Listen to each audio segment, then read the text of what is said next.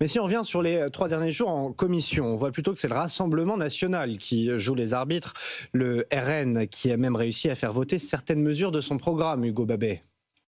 En 3 jours de commission, le Rassemblement national s'est imposé comme le pivot des discussions budgétaires. Dès que les députés RN votaient pour, la mesure était adoptée et la majorité de leurs oppositions ont fait chuter les textes.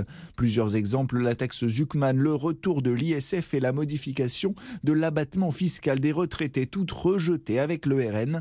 Le gel du barème de l'impôt sur le revenu modifié comme le voulait le RN. La TVA sur les produits de luxe et le principe d'un impôt universel ciblé, adopté avec le RN et Marine Le Pen prévient, le Rassemblement national souhaite continuer à peser sur le budget aujourd'hui. Cela passe bien sûr par l'élaboration d'un budget le meilleur possible et quand on est dans l'opposition, par la modification de la version du gouvernement pour la rendre la moins mauvaise possible. Le Rassemblement national propose 36 milliards d'économies avec une baisse drastique des dépenses, 50 milliards d'euros en moins, notamment sur 4 piliers, l'immigration, la contribution à l'Union européenne, le train de vie de l'État et la lutte contre la fraude. Le RN prend un tournant libéral avec la suppression de 3 impôts de production, la CFE, la CVAE et la C3S, la modification du pacte Dutreil sans le supprimer et le maintien de plusieurs avantages des entreprises sur les apprentissages ou les ruptures conventionnelles, notamment des mesures qui pourraient plaire au socle commun avec lequel il serait majoritaire pour la suite du débat budgétaire.